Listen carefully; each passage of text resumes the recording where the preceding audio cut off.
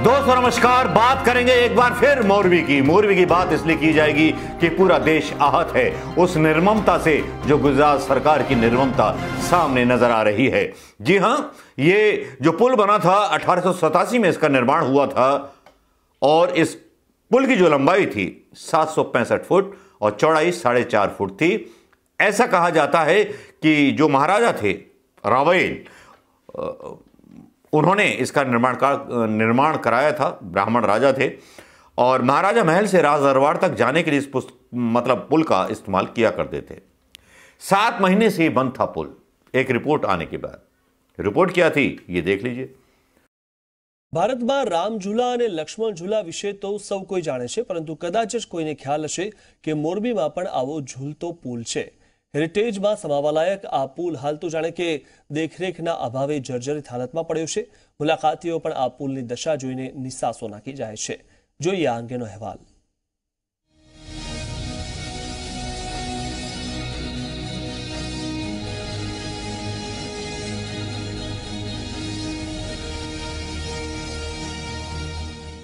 કોઈ જમાનામાં મોરબીની શાન ગણાતા ઝૂલતા પુલ માટે આજે મોરબીના લોકોને ગર્વ નથી થતો। 233 મીટર લાંબા અને 4.6 ફૂટ પહોળા આ પુલની જાળવણીની જવાબદારી સ્વીકારવા મુદ્દે નગરપાલિકા અને ઓરેવા ટ્રસ્ટ વચ્ચે ખેંચતાણના પગલે આ પુલની હાલત દયનીય બની છે। પુલની પતરાની પ્લેટ તૂટવા લાગી છે। રિપેરિંગની જરૂર હોવા છતાં રિપેરિંગ થતું નથી। ઝૂલતા પુલને થોડા સમય માટે બંધ કરી તેના પાટિયા રિપેર કરવામાં આવે તેવી માંગ લોકો કરી રહ્યા છે। અત્યારે ઝૂલતા પુલની પરિસ્થિતિ આમ સારી છે, પણ હાલની પરિસ્થિતિ આપણે જોઈએ તો પતરાની પરિસ્થિતિ થોડી ખરાબ છે। જે નાના બાળકો અહીંથી નીકળે તો દુર્ઘટના બનવાની શક્યતા રહેશે। તો એની જે તંત્ર જેનો કાર્યમાં આવતું હોય એ એમની રીતે સગવડતા કરીને વ્યવસ્થિત કરી નાખે તો આવવા જવા માટે પબ્લિકને સારું રહે। इसमें चलने से क्या है कि पत्थर हर जगह से टूटा हुआ, जो हालत इसका यहाँ पे है, जो सोचिशन जो है वो सही नहीं है। अच्छी जगह अच्छा है, लेकिन इसमें जो पत्रे दिए हैं ये सब टूटे हुए, इसका सोल्यूशन होना चाहिए। अगाऊ मोरबीना राजा आ पुल पर राजमहल थी राज दरबार सुधी जता हता। समय वीतता पुलनी देखरेखनी जवाबदारी मोरबी नगरपालिका हस्तक आवी। 10 वर्ष पहला पुलनी जाळवणी ओरेवा ट्रस्ट ने सौंपाई, पण छेल्ला 8 महीना पहला ओरेवा ट्रस्टे पुलनी जवाबदारीमांथी मुक्त थवा नगरपालिकाने लेखितमां जाण करी, छतां नगरपालिकाए तेनो कोई जवाब आप्यो नथी। परिणामे ओरेवा ट्रस्ट अने मोरबी नगरपालिकानी लड़ाईमां झूलता पुलनी हालत सूडी वच्चे सोपारी जेवी थई गई छे। झूलता पुल बाबते मोरबीनी एक संस्थाने वर्षोथी संचालन सौंपवामां आवेलुं हतुं। उसके बाद ये बंद रहा और उसके बाद इसका रेनोवेशन कराने के बाद टैक्स वसूलने की, जैसे कि प्रधानमंत्री के मोदी के खून में भी बहुत सारा व्यापारी गुण मिला हुआ है, तो भारतीय जनता पार्टी के लोगों के खून में भी वही व्यापारी मिश्रण मिला हुआ है। कोई जिम्मेदारी लेने को तैयार नहीं है। मीडिया मोदी से सवाल नहीं कर रहा, मीडिया गुजरात के मुख्यमंत्री से सवाल नहीं कर रहा, मीडिया जो है कांग्रेस के लोगों से सवाल कर रहा है। समझ में नहीं आता। जबकि राहुल गांधी ये बोल चुके हैं कि भैया हम इस पर पॉलिटिक्स नहीं करेंगे, लेकिन प्रधानमंत्री मोदी को सुन लिया होगा ना बंगाल के बारे में कि किस तरह से पॉलिटिक्स करते थे, लेकिन मौतों का जवाब नहीं देंगे। इन मौतों का जवाब क्यों देंगे? क्या पड़ी है इन मौतों का जवाब देने के लिए? जब पुलवामा की मौतों के बारे में जवाब नहीं मिले, किसी और मौत के बारे में जवाब नहीं मिले, पुलवामा की मौतों पर राजनीति की गई, हर जगह सैनिकों पर सर्जिकल स्ट्राइक पर बात की गई, लेकिन कांग्रेस कहां है इस बीच? तो चलिए कांग्रेस को तोलेंगे। और कांग्रेस में जो है तीखा बयान आता है सुप्रिया श्रीनेत का। जी हां, जो सुप्रिया श्रीनेत कांग्रेस की बड़ी मुखर प्रवक्ता हैं, उनका बयान सोशल मीडिया पर, ट्विटर पर आता है, उनका वीडियो आता है और वो मोदी जी के सारे लोगों की धज्जियां उड़ा देती है सुप्रिया श्रीनेत। प्रधानमंत्री मोदी का और सरकार का, गुजरात सरकार का गरिबान पकड़ के हिला देती हैं। वो कहती हैं कि फेसबुक पर तो आजकल गुजरात का टैग ही करना मना है। मैडम इसलिए तो छोड़ दिया ना फेसबुक। मर्डर करने का प्रयास हुआ था मेरे, किसी कांग्रेस ने ध्यान दिया? नहीं दिया होगा, चलिए छोड़िए, मेरी पर्सनल बातें हैं। लेकिन सुप्रिया श्रीनेत ने जिस बखूबी के साथ बोला, पहले सुप्रिया श्रीनेत का बयान और उसके बाद पवन खेड़ा का बयान, आपके सामने सारी स्थिति क्लियर कर देगा कि कांग्रेस के आरोप कितने संगीन हैं और क्या संदेश दे रहे हैं गुजरात की जनता को, यह आपको समझ में आ जाएगा। सुनिए सुप्रिया श्रीनेत और उसके बाद पवन खेड़ा को। कल मोरबी गुजरात में पुल टूटने से 141 लोगों की मौत हो गई, उससे ज्यादा घायल हैं, सैकड़ों लापता हैं। ये वही पुल है जो 5 दिन पहले मरम्मत के बाद खुला था और टिकट खरीदकर 12,000 लोग इस पर गए थे। प्रशासन का, म्युनिसिपल कॉरपोरेशन का वहां पर कहना है कि उन्होंने अनुमति नहीं दी थी पुल खोलने की। फायर डिपार्टमेंट का कहना है उन्होंने फिटनेस सर्टिफिकेट नहीं दिया था। तो ये पुल किसकी परमिशन, किसकी अप्रूवल, किसकी अनुमति से खुला? और जब ये खुल गया और टिकट बिक रहे थे जिसका राजस्व में पैसा आता, तब ये तमाम अधिकारी कहां थे? तब सरकार कहां थी? क्यों नहीं जागी सरकार? अधिकांश मरने वालों में छोटे बच्चे, महिलाएं और वृद्ध हैं। ये वो लोग हैं जो उत्सव मनाने घर से निकले थे पर अब कभी वापस घर नहीं जाएंगे। इतनी बड़ी त्रासदी देश झेल रहा है, शोक संतप्त है आज देश। और कुछ लोग एक पुराना वीडियो प्रचलित कर रहे हैं भ्रमित करने के लिए। क्या भ्रमित करने से गुनाहगार बच जाएगा? क्या भ्रमित करने से ये तमामों लोग वापस आ जाएंगे? क्या भ्रमित करने से मोरबी दोबारा नहीं होगा? हम इस पर ओछी राजनीति नहीं करेंगे। प्रधानमंत्री मोदी के उस बयान की तरह इसको ईश्वर की मंशा नहीं बताएंगे, लेकिन सवाल जरूर पूछेंगे जिससे कि मोरबी दोबारा ना हो।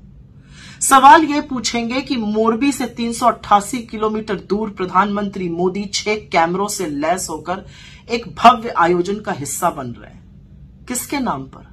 सरदार पटेल के नाम पर। सरदार ने इस देश को एकता और अखंडता के सूत्र में बांधा। क्या वो खुश होंगे ये देखकर कि उनके गुजरात में 141 लोगों की सरकार में व्याप्त भ्रष्टाचार के चलते मौत हो जाए और आप 6 कैमरों से एक आयोजन करिए? यही नहीं, फेसबुक पर हैशटैग गुजरात को वर्जित किया गया। कोई भी कंटेंट अगर हैशटैग गुजरात से चल रहा था तो वो दिखता नहीं था किसी को, उसको बैन किया जा रहा था। जब हमने हाहाकार मचाया तो वो बैन हटा। सरकार ने ये बैन क्यों करवाया, क्यों वर्जित कराया? ये 141 लोगों की मौत, सैकड़ों लापता, उससे ज्यादा घायल, और सरकार की प्राथमिकता यह है कि फेसबुक पर हैशटैग गुजरात न दिख जाए।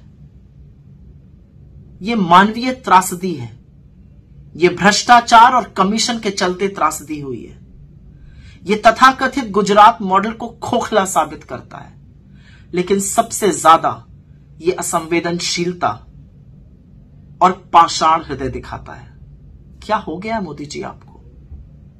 कहीं पर तो प्रचार प्रसार छोड़िए। 141 लोगों की मौत हुई है, ये कभी अपने घर वापस नहीं जाएंगे।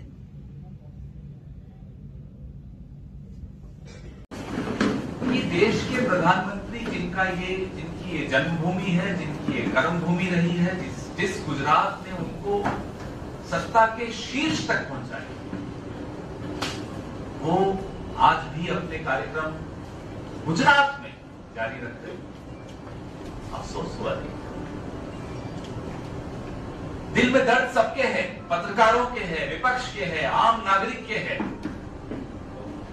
पूरे देश में लोग परेशान हैं ये देखकर। लेकिन जिस गुजरात ने माननीय प्रधानमंत्री को प्रधानमंत्री के पद तक पहुंचाया, आज भी वो इसी गुजरात में आकर, माफ कीजिएगा, एक हैट लगाकर कार्यक्रम कर रहे हैं। देखा नहीं। एफआईआर हुई है। क्या उस एफआईआर में किसी मंत्री को, किसी अधिकारी को नामजद किया गया? सवाल है कि ये अजंता मोरेवाल नाम की कंपनी के ट्रस्ट को इस पुल की मेंटेनेंस, रखरखाव और संचालन का जिम्मा देने का निर्णय किसने लिया? किसके हस्ताक्षर है फाइल पर? किसके आदेश से हुआ है? उसकी जवाबदेही क्यों नहीं है? क्या आनंद फानंद में चुनाव आ रहा है, इससे जल्दबाजी में, रिबन काटने की जल्दी में आप लोगों ने बिना फिटनेस सर्टिफिकेट, बिना उसकी लोड बियरिंग कैपेसिटी देखे कि भाई उस पुल पे 500 लोग आ सकते हैं या नहीं, आपने खोल दिया पुल। 12 रुपए 17 रुपए की टिकट लगा दी और भीड़ इकट्ठी कर दी पुल पर। इसकी जवाबदेही कौन देगा? कौन है जिम्मेदार इसका? इंसान की जिंदगी की कोई कीमत है या नहीं है? ये बयान आपने सुन लिए होंगे, लेकिन सुप्रिया श्रीनेत से मैं सहमत नहीं हूं, पवन खेड़ा से मैं सहमत नहीं हूं। मैं क्यों सहमत नहीं हूं मैं बता देता हूं। क्योंकि सुप्रिया श्रीनेत इतना बोल रही हैं, सब कुछ बोल रही हैं, लेकिन जरा वोट परसेंटेज देखें ना, राजनीति थोड़ा सोचे ना मोदी की तरह। अभी तक तो मोदी के सारे कार्टून, क्योंकि कल मोदी आने वाले हैं, गणित भाग में लग गए होंगे कि कितने लोग मरे, कितने मुसलमान मरे, कितने हिंदू मरे, कितने पटेल मरे, कितने क्या मरे, उसी हिसाब से सारी चीजों का मुआवजा तय किया जाएगा। हालांकि 2 लाख रुपए का मुआवजा तय कर दिया गया है, लेकिन मुआवजा तो तय होगा ना। तो सुप्रिया श्रीनेत उन लोगों के लिए क्यों बोल रही हैं जिन लोगों को मजा आ रहा था अपनी ही जमीन के उस पुल पर टैक्स देने से, टिकट खरीदने से, जो पुल उनके गांव का था, जिस पर उसका हक था, जिसकी जिम्मेवारी एमसीडी की थी, जिसके बारे में टैक्स मोरबी की जनता देती थी। ये बात बोलनी चाहिए थी। अब आज तक बहस पर आलोक बोलते हैं कि भैया जो थे ये ठेकेदारी परंपरा किसने साल चालू की, ये क्या किया, वो क्या किया। मतलब जो अगर कांग्रेस ने शुरू कर दी तो आप भी वही कर रहे थे, जबकि वहां पर एक प्रत्यक्षदर्शी आज तक में बोलता है कि साहब नर्स को बोला कि इसको जो था सीपीआर दे दो, तो बोली मुझे आता ही नहीं है। तो एक मजदूर ने, कारपेंटर ने सीपीआर दिया और एक बच्चे की जान बचा ली, दूसरे बच्चे की जान नहीं बचा पाया। तो ये तो कहानी है, क्योंकि पुलिस भी संविदा पर, डॉक्टर भी संविदा पर, सब कुछ संविदा पर, तो सरकारी क्या रहा? सरकार की जिम्मेवारी कहां रही? कहां रही मुख्यमंत्री की जिम्मेदारी, जिसको हिंदुस्तान की जनता वोट देती है? और जो हिंदुस्तान की जनता वोट देती है तो केवल इसलिए देती है कि सरकार उनके लिए फैसिलिटीज लेकर के आए।